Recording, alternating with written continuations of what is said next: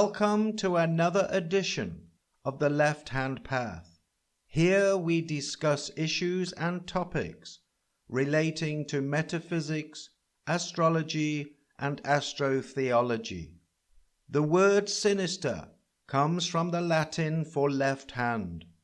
With a basic understanding of Kabbalah and astrological principles, we can shed light on the occult forces underpinning the globalization project, exposing its sinister progression towards the left-hand path.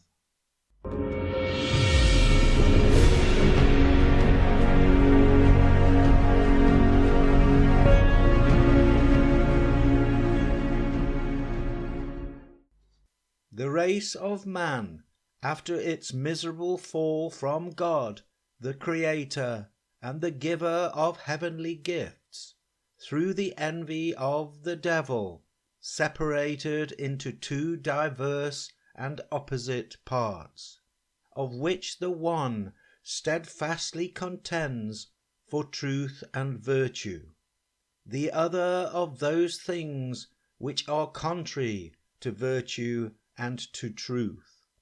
The one is the kingdom of God on earth, namely the true church of Jesus Christ, and those who desire from their heart to be united with it, so as to gain salvation, must of necessity serve God and his only begotten Son with their whole mind and with an entire will. The other is the kingdom of Satan, in whose possession and control are all whosoever follow the fatal example of their leader and of our first parents, those who refuse to obey the divine and eternal law, and who have many aims of their own in contempt of God, and many aims also against God. At this period, however, the partisans of evil seem to be combining together and to be struggling with united vehemence, led on or assisted by the strongly organized and widespread association called the Freemasons. Pope Leo XIII on Freemasonry.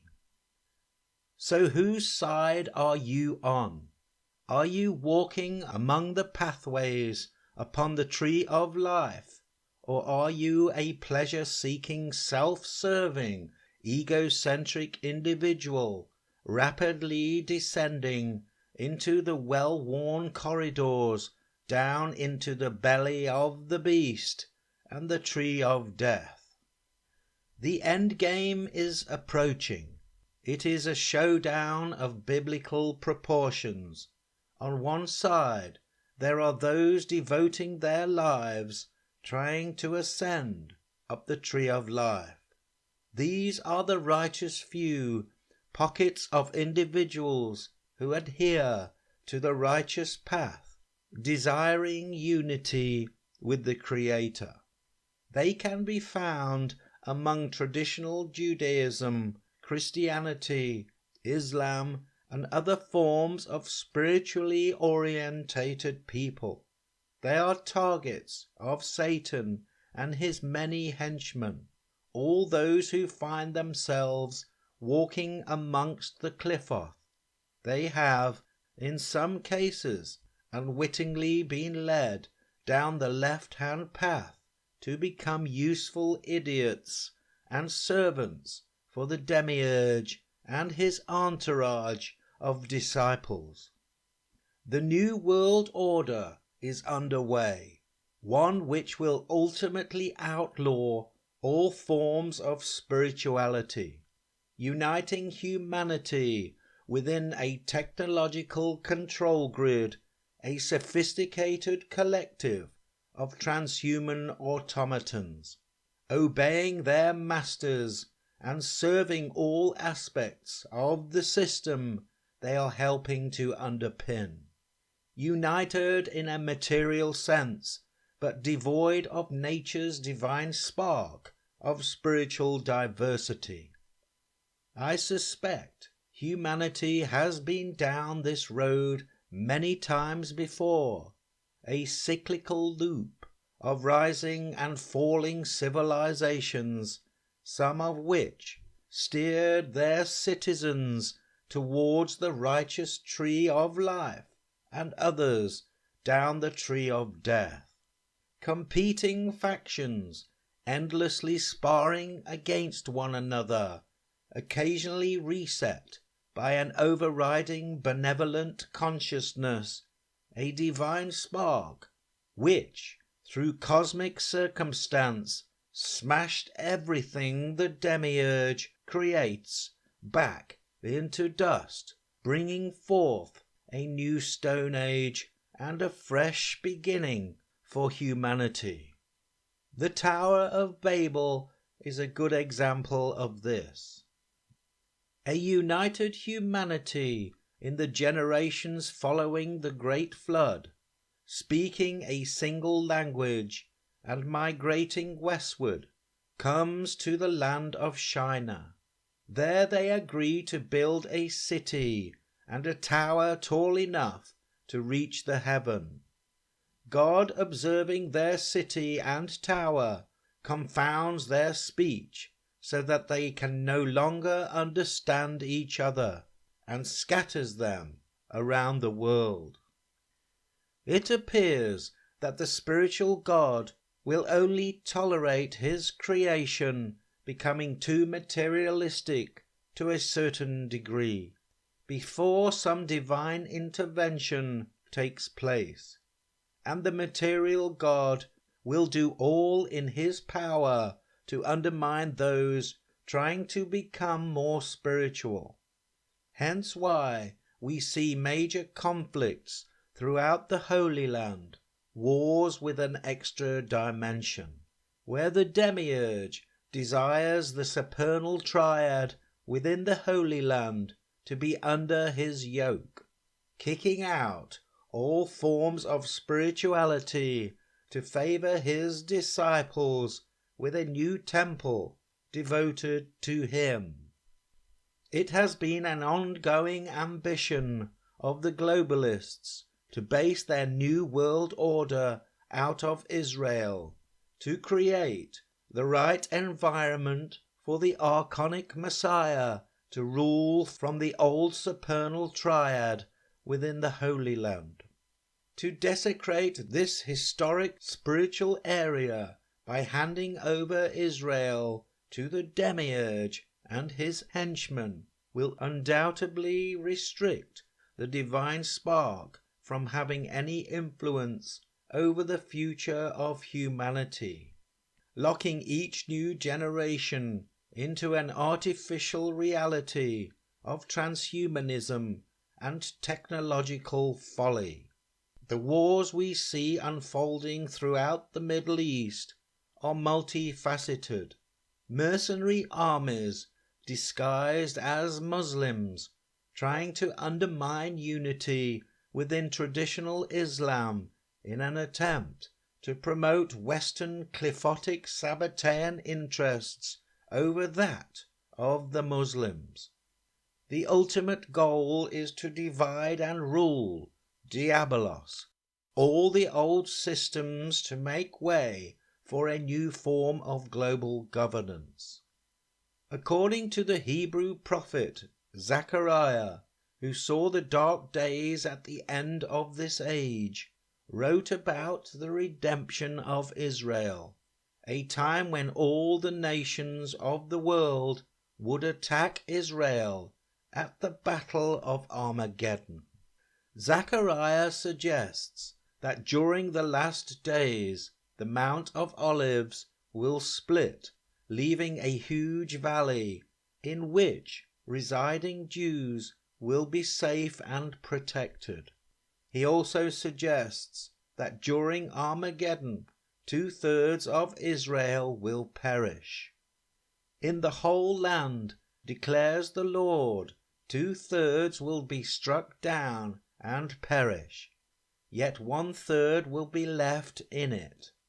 This third I will put into the fire.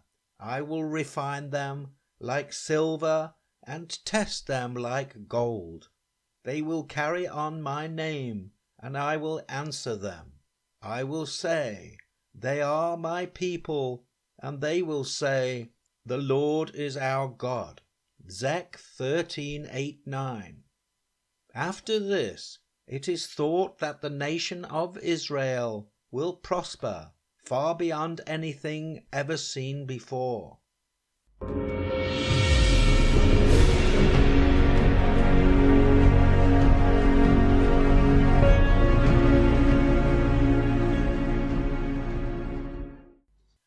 What were the pyramids for?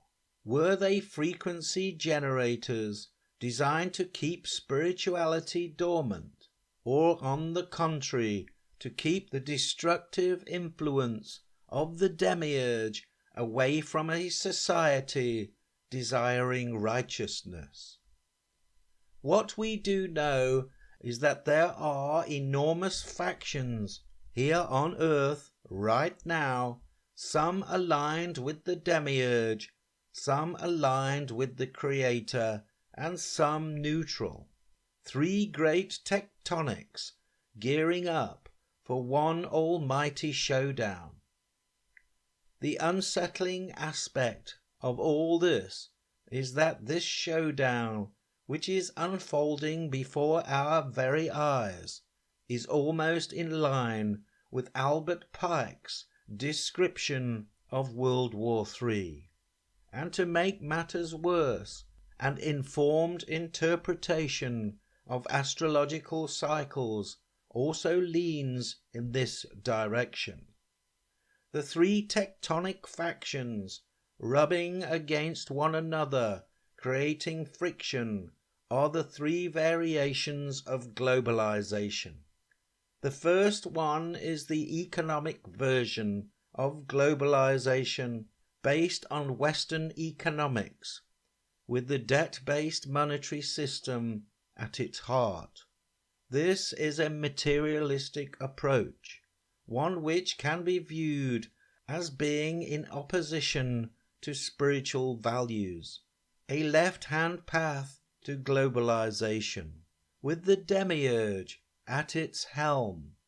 It is interesting to note that many Muslims within the world of Islam, 24% of the world's population, consider the United States to be the great Satan. The second form of globalization is a spiritual one, predominantly made up by the world of Islam.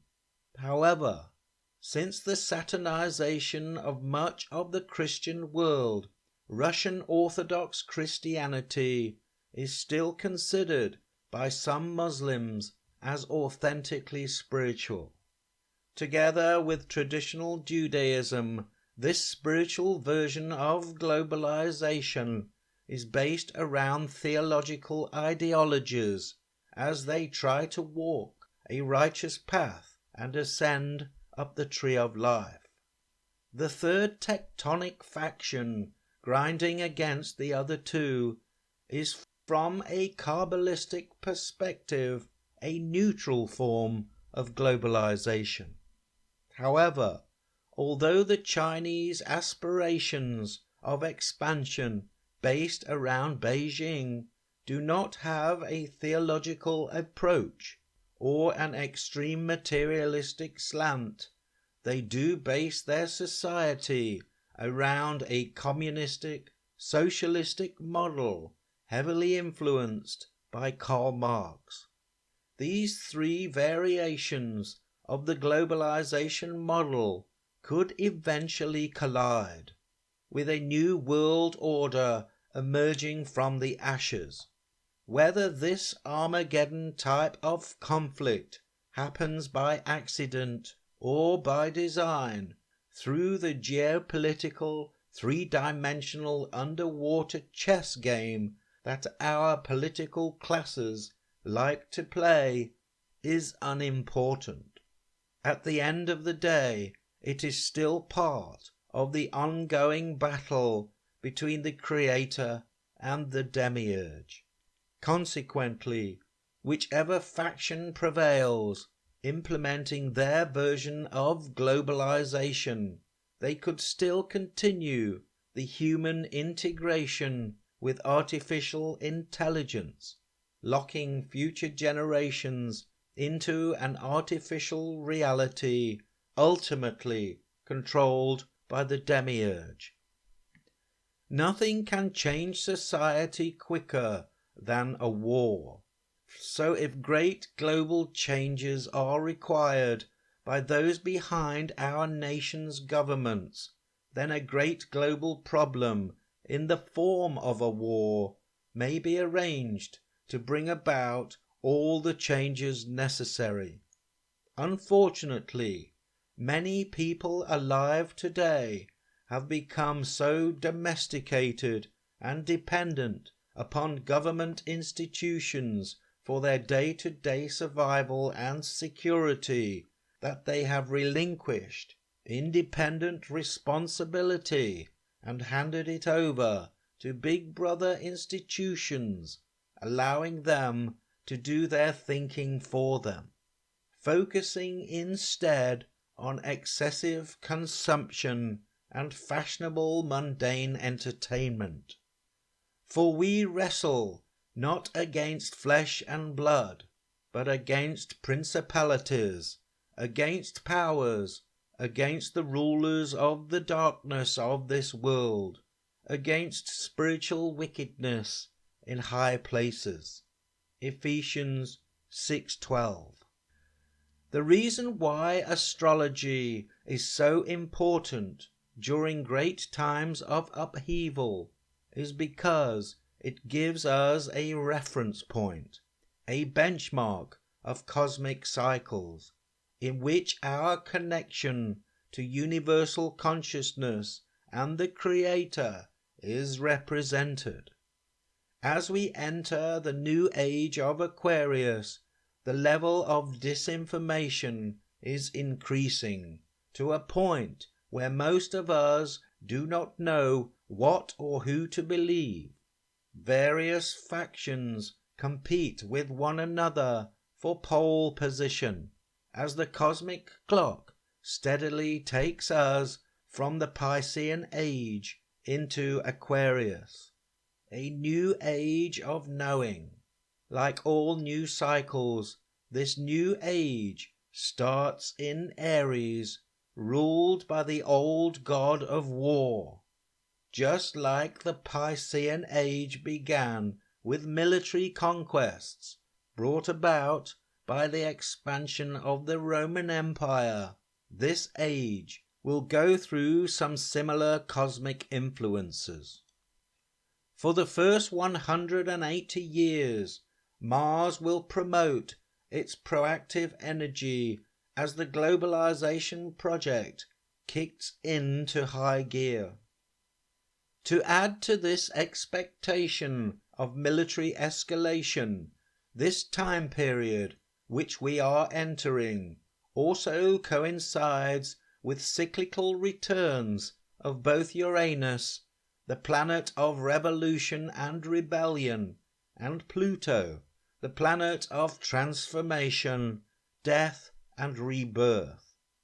Consequently, the near future is going to be a very rocky ride, where we could see the demolition of old social systems in favor of new ones. Every 84 years, Uranus completes a full orbit around the Sun. This is Uranus's revolutionary cycle, beginning with its discovery between the American and French Revolution. We are now coming into yet another 84-year cycle. Pluto takes 248 Earth years to complete a full orbit around the Sun. Therefore, in the year 2024, it will be in the same position relative to the Sun that it was when the American Revolution transformed the country. All in all, our future is uncertain, but it all makes for a very interesting time. Under the circumstances, a wise man will prepare for the worst while hoping for the best. However, it is also a time when we, as members of the human race, have to stand up and be counted. Now is the time, before it is too late, to make changes. It is important to assess one's own life and decide which side you are on, and which path are you walking. Many good people are, without realizing it, blindly walking or supporting the left-hand path.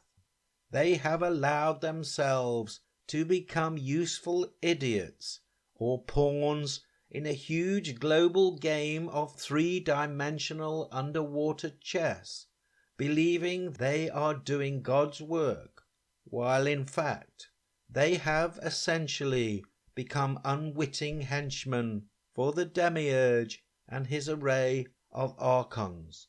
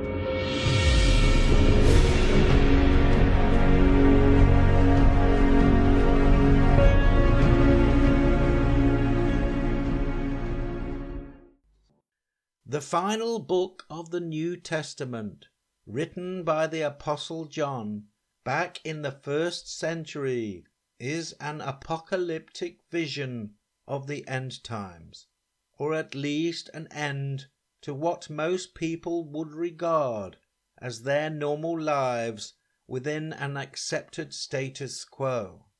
From an astrological perspective, these revelations refer to the transition period from the Piscean age into Aquarius, a period of profound change described in the Bible as a time of tribulation.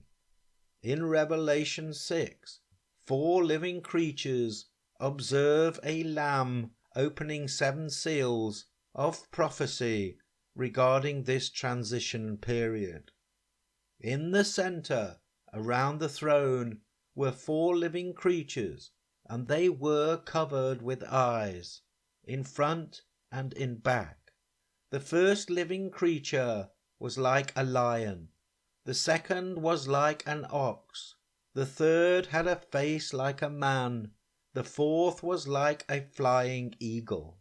Revelation 4, 6, 7.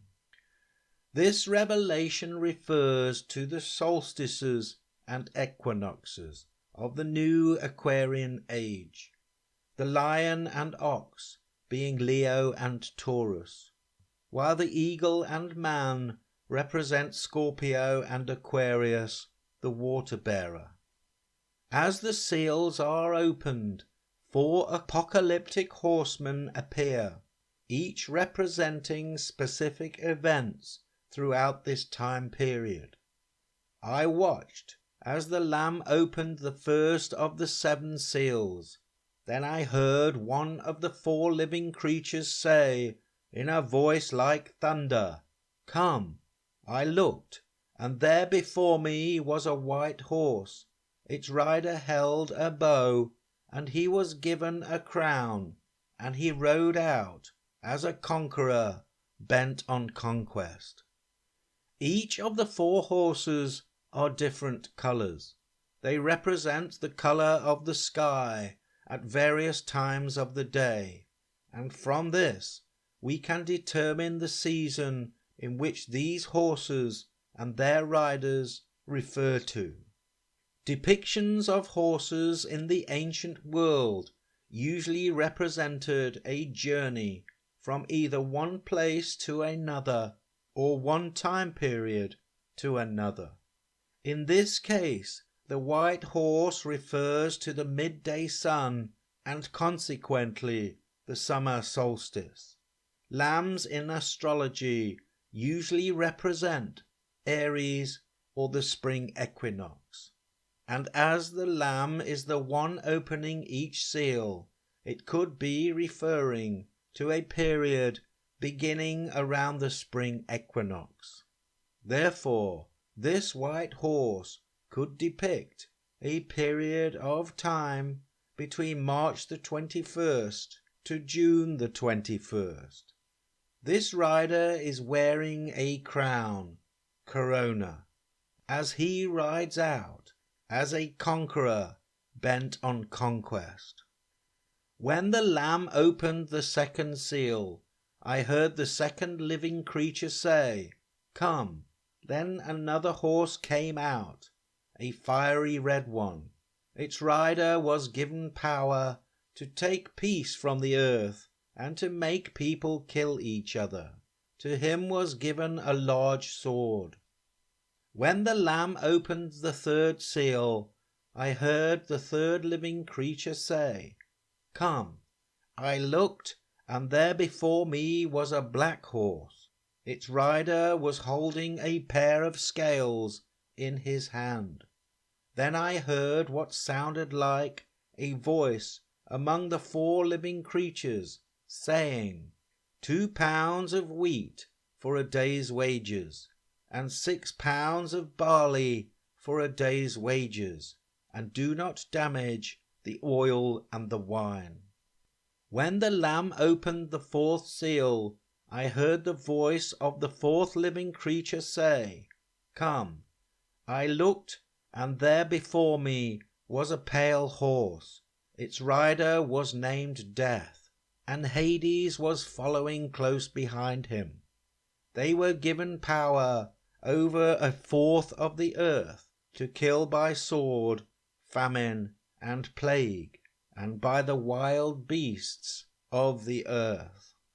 From these visions recorded by the Apostle John, we can assume that major changes are likely to occur, with a spectrum of different interpretations as to what practical effects and challenges this will bring. However, most agree that big changes are coming, and those smart enough to recognize this should prepare for the worst while hoping for the best. Maybe it is a good time to get back in tune with nature and the garden. As we go about our daily business, we must constantly ask ourselves, which side are we on and which path are we walking? Although various forms of monotheistic religions throughout the years have tried to unite their followers on a path of righteousness, with each religion adopting a different Sephiroth upon the tree of life, the demiurge will do all in its power to undermine each religion by corrupting its followers and discrediting them in the eyes of the secular world.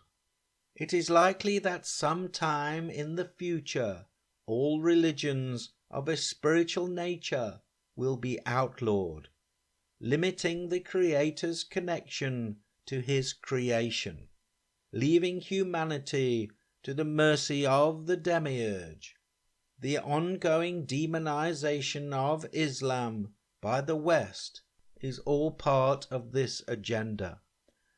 As traditional Judaism is aligned with the Sephiroth Bina, part of the supernal triad and the Sephiroth of the Messiah, it is no wonder that expectations of a new coming Messiah should be associated with the Holy Land and Jerusalem, making that area of land even more of a target for the demiurge and his archons to undermine and control.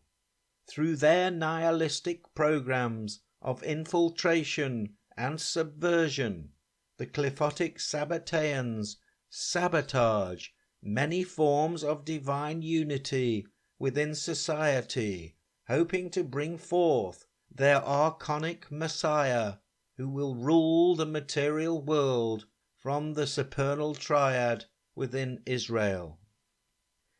Many modern social critiques regard today's society as soulless, where in fact it is becoming the exact opposite, spiritless. The soul is primarily concerned with the focal consciousness and the material world, whereas the spirit is our connection to divine universal consciousness. And as we move away from our spiritual roots, the soul will take precedence, aligning itself with archonic principles. There is a great deal of rhetoric in the world of the occult concerning Luciferianism, labels branded around without a comprehensive understanding of the term. Lucifer is the Latin name for the planet Venus, the morning star, or shining one. Its association with Satan is misguided and questionable. However, what we do know is the corresponding Qliphot, Satariel, down the tree of death, to Bina, on the tree of life. The Messiah Sephiroth is the Qliphoth, ruled by the demon called Lucifuge. This demon is one who flees from the light, promoting atheism as he shuns the divine spark.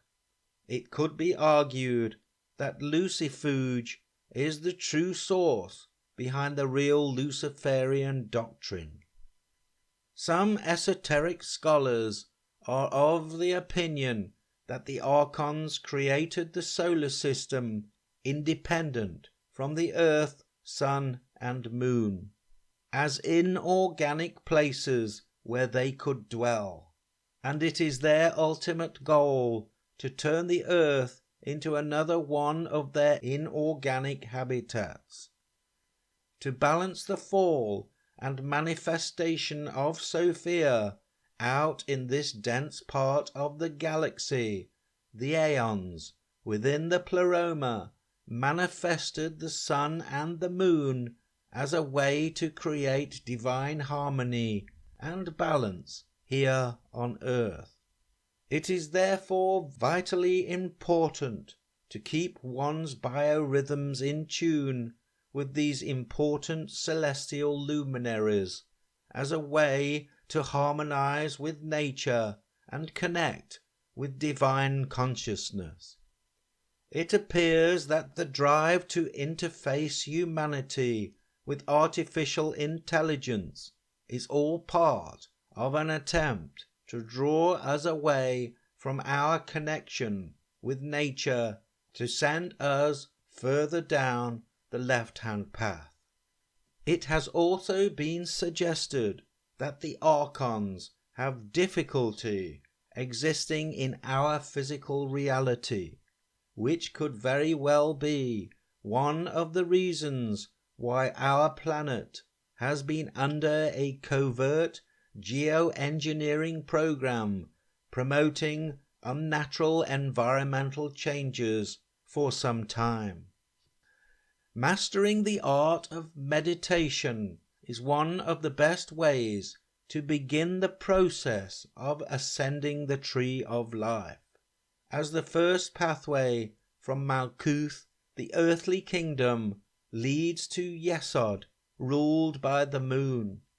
It is possible to utilize the moon's natural cycles and phases to stimulate communication with our spiritual subconscious, aiding the overall process of righteous ascension. Monks, moonks have been doing this for thousands of years.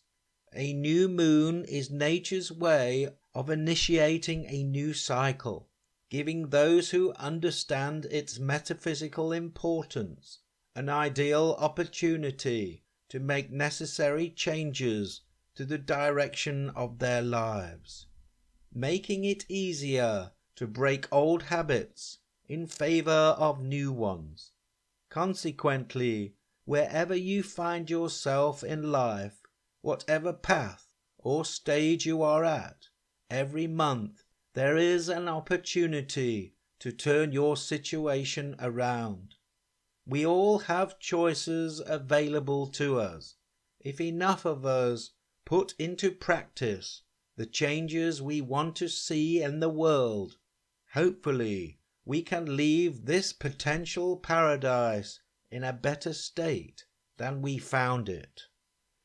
As humanity progresses towards its uncertain future, it is worth examining what our expectations are concerning our view of progress. Most people assume that the progressive direction of humanity is being managed by humanitarian groups and organizations with our best interests at heart. This may not be the case. If the motives behind the future technological control grid is intrinsically sinister, designed to enslave humanity within an artificial web of archonic control, then today's generation has a duty to future generations, a duty to protect basic human freedoms by preserving humanity's ability to influence their own future direction without the burden of non-human interference leading them away from divine potential towards the left-hand path.